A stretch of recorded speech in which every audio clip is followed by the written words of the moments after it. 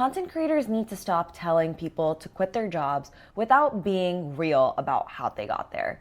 It's one thing to tell your story, but it's another thing to sell it without being fully transparent. Welcome to Dear Money Whispers. I'm Sneha, and I recently left my job at Google to build around this mission to help women become financially independent through removing the shame on money conversations. Money is already a taboo topic to begin with, and I want more women who feel scared to talk about money to come into these conversations. Think of me as your financial big sister. I'm gonna be the person who's gonna give you the unfiltered truth and the accountability that you need in your life, but also not going to shame you for getting that $7 latte on a Monday morning if that's what's gonna get your day started. Today, we're going to unpack this anonymous confession from a 25-year-old woman who is going through a quarter-life crisis. Dear Money Whispers, I work a job where the pay is more than great, the perks are nice, but it's just not doing it for me anymore. I stopped learning here, and I can't ignore the corporate buzzwords. Well, I feel that. My career feels meaningless, and I feel dread every single day. On top of that, I feel so ungrateful that I'm complaining about a six-figure job with health insurance in this market. Me leaving this job feels like I'm betraying my immigrant parents because my job would have been their dream. TikTok definitely knows me at this point because my For You page is a bunch of founders who left their 9 to 5. I have really no clue of what I want to do next, and I'm not even sure I want to be a founder. All I know is I want to leave and I have an interest in the arts, but I don't know how it would pay me, and I just feel like I'm causing chaos to everyone around me because I'm confused. I have about a year's worth of savings to try something new, but I live in an expensive city. Is it too risky for me to leave my job with nothing lined up? From Quarter Life Crisis. TikTok has rebranded unemployment as incubation, and I'll admit, it looks magical. It looks like running to get your 10 a.m. matcha before your investor meeting, or a 2 p.m. Pilates class, which is the flexibility that I think a lot of 9-to-5ers crave. These were the videos that I was seeing on my feed when I was waking up with a mild sense of dread every single day. And I was a high-functioning person and an extremely privileged person.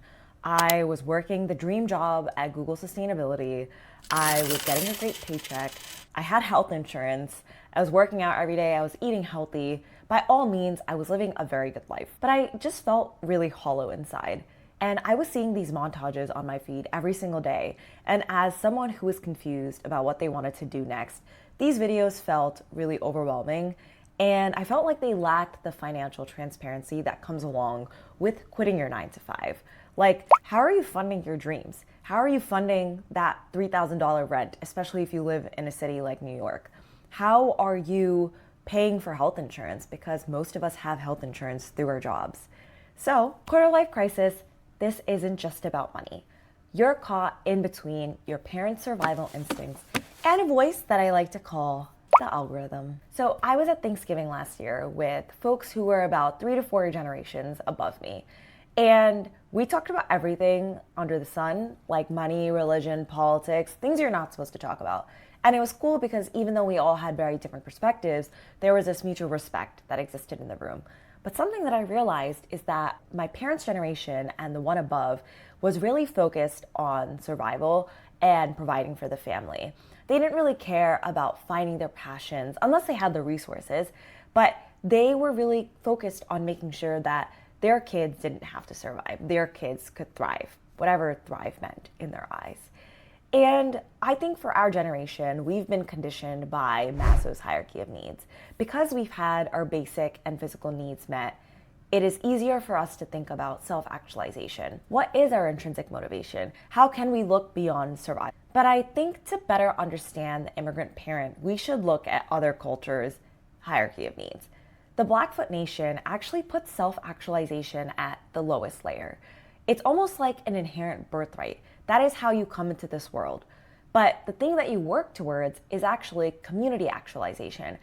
Rather than just helping yourself, how are you helping the people around you? How do you make sure that your community actually survives and thrives? I think this is maybe why your immigrant parents look at your career through maybe the lens of social capital and security.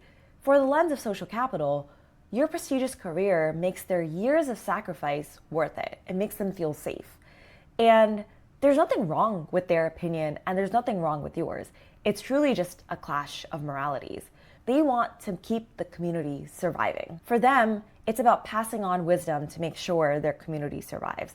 And it's almost like you're caught between these two schools of thought, collectivism and individualism. And while your parents are talking about survival in one year, your other year is hearing something different.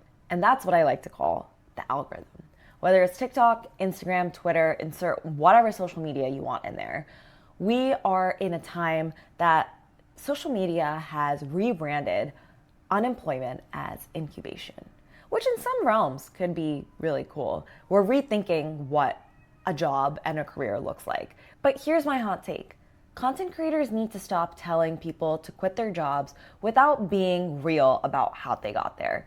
It's one thing to tell your story, but it's another thing to sell it without being fully transparent. Sometimes even when people are talking about the hidden costs, that hard can become aspirational. We have started romanticizing what hardship looks like. We turned the 2 a.m. panic of looking at your bank account into a plot point for the vlog.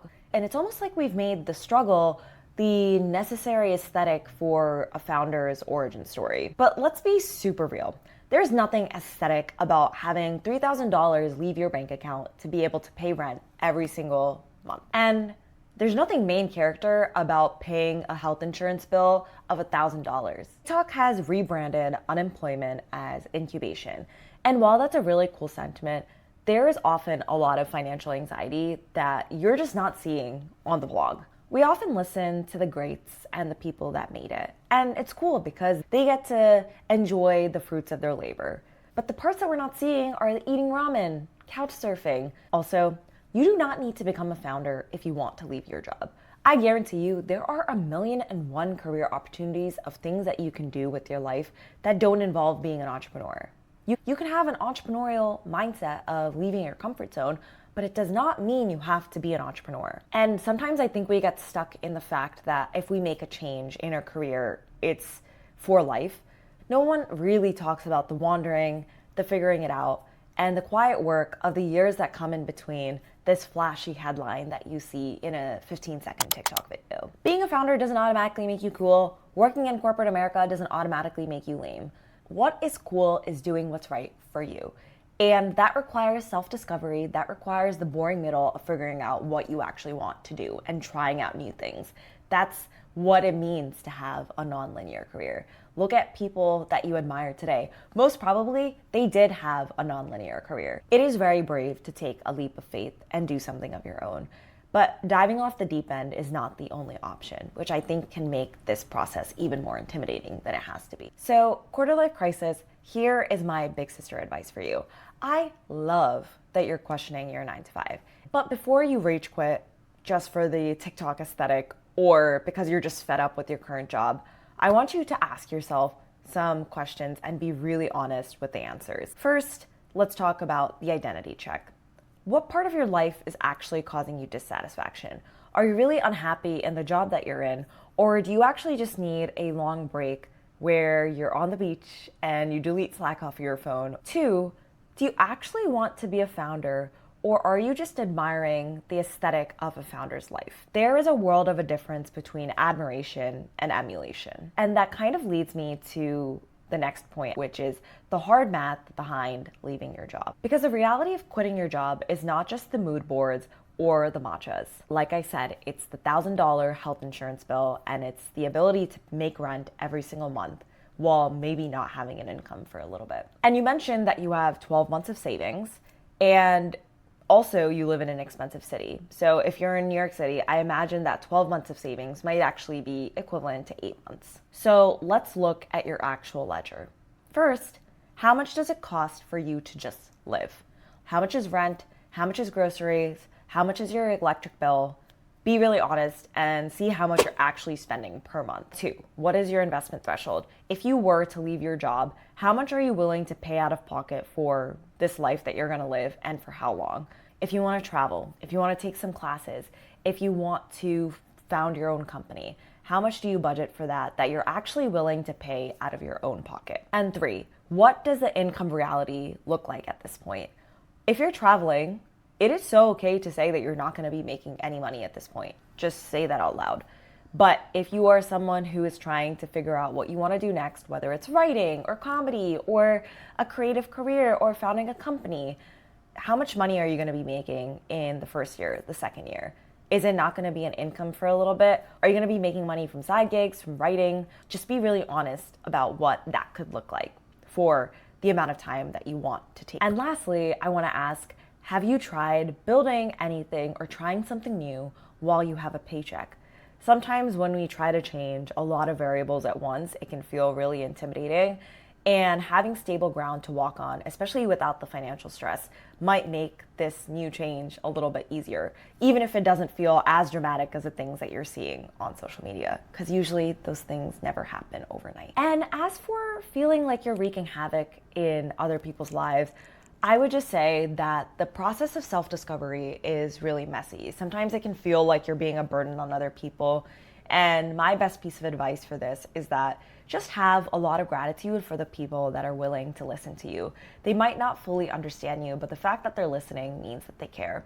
And honestly, that was the best thing I could do. So I just want to end on a little bit of an anecdote.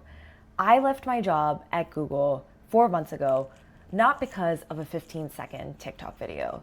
Now, whether Severance, the Apple TV show, influenced me, I'm not going to agree or disagree, but I digress. I just want to be so clear about one thing. I do not regret working my 9 to 5 for 5 years. So much good came out of it.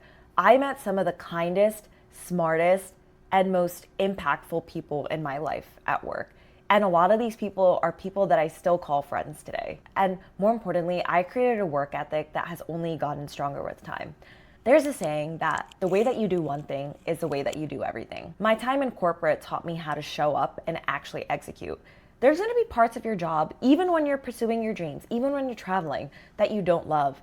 Nothing is perfect. Your career is never going to be perfect. There's going to be parts of the job that you love. There's going to be parts of the job that you don't love.